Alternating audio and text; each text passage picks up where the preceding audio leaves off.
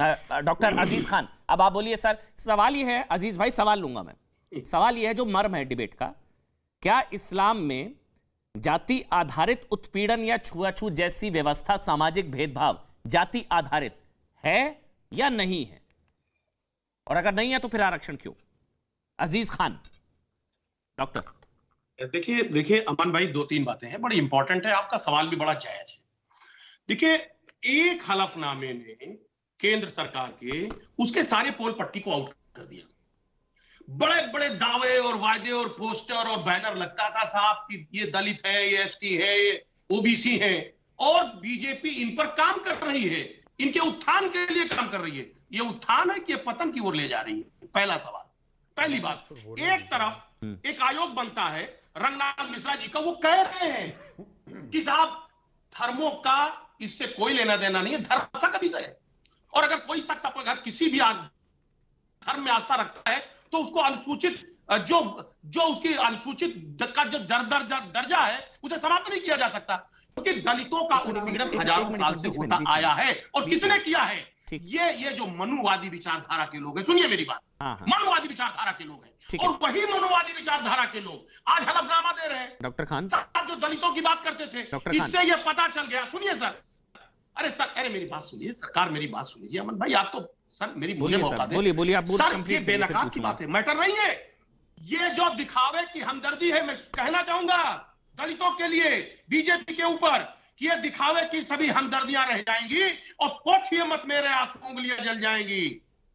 मत जलाओ नफरतों का सर्द मौसम में अलाओ, एक भी चिंगारी उड़ी तो बस्तियां जल जाएंगी। एक बात अमन भाई समझ लीजिए, जलने जलाने की बातें क्यों कर रहे हैं भाई? बस्तियां जल जाएंगी, ये सब क्या? सुनिए ना सर, सुनिए, बस्तियां जल जाएंगी, जलने जलाने की बातें क्यों करनी है भाई?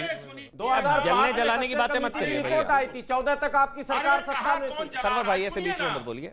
अब एक मिनट डॉक्टर अजीज खान, आप, मुझे एक चीज बहुत अच्छी लग रही है आज।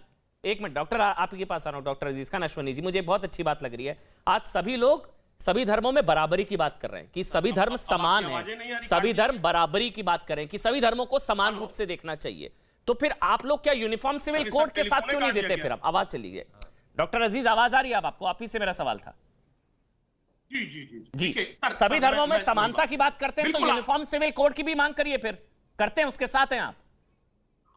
नहीं, आप ठीक कह रहे हो सर। मैं दो बातें कह दूं सर। एक बात आप देखिए, दोहरा मापदंड देख रहे हैं आप, दोहरा चरित्र देख रहे हैं आपका। एक तरफ हिमाचल में चुनाव है, सुनिए ना सर, सुनिए ना, हिमाचल में चुनाव, गुजरात में चुनाव, यूसीसी लागू करेंगे। सर छोड़िए ना चुनाव होना, मैं तो आज सैद्धांतिक मुद्दे पर डिबेट कर रहा हूं। अरे सुनिए ना मेरी बात, अरे सुनिए।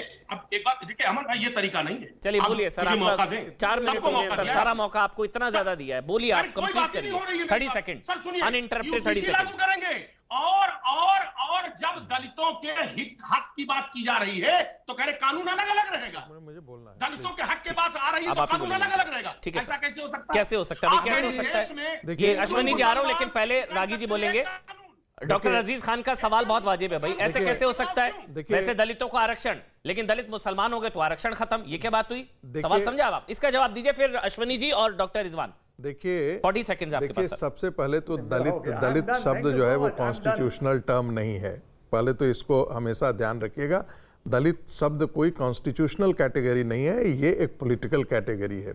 दूसरी बात, दलितों का आरक्षण खत्म नहीं किया जा रहा है। बिल्कुल नहीं। जो दलित मुसलमान में कन्वर्ट कर गए हैं पैसे के कारण या दबाव के कारण, विदेशी फंडिंग के कारण, उनका आरक्षण स्वैच्छिक तो कभी होता ही नहीं है। ध्यान रखिएगा, हिंदू समाज स्पिरिचुअल, इसीलिए गांधी जी ने कहा था कि Hinduism satisfies all my spiritual questions.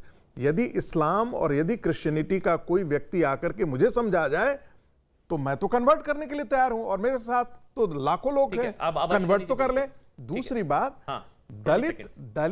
दलित मुस्लिम, ये एक सच्चाई है कि मुसलमानों के अंदर जो है वो जातियां हैं, एग्जिस्ट करती हैं। अच्छा, लेकिन सवाल यह है कि आप तो इस्लाम के नाम पर खड़े हो जाते हैं। जब यूनिफॉर्म सिविल कोड का डिबेट जो था कॉन्स्टिट्यूएंट असेंबली में, तो यही बात तो अम्बेडकर ने उठाया था, भाई आपकी परंपराएं अलग अलग हैं, मुसलमानों को एक ही परंपरा में क्यों जीना चाहते हैं? फिर रिजवान साहब आ रहा हूं, 10 सेकंड आपको दूंगा। अश्वनी उपाध्याय 30 सेकंड जल्दी से प्लीज, 30 सेकंड। अश्वनी उपाध्याय देखिए मैं क्यों कह रहा हूं कि 80% हिंदू हैं, 20% कन्वर्टेड हिंदू। मैं आपको डेटा दे रहा हूं। 6वीं शताब्दी में इस्लाम शुरू हुआ, उस समय भारत की जनसंख्या 33 करोड़ थी। 7वीं शताब्दी में 40 करोड़ हुई, लेकिन उसके बाद जरा देखिए 8वीं शताब्दी में 39 करोड़ हो गई, 9वीं शताब्दी में 38 करोड़ हो गई, 10वीं शताब्दी में 36 करोड़ हो गई, लगातार घट रही है। 11वीं शताब्दी में 33 करोड़ हो गई, 12वीं शताब्दी में 28 करोड़ हो गई, 13वीं शताब्दी में 23 करोड़ हो गई, 14वीं शताब्दी में 18 करोड़ हो गई, 15वीं शताब्दी में 13 करोड़ हो गई, 16वीं शताब्दी में 14 करोड़ हो गई, 17वीं शताब्दी में फिर 14 करोड़।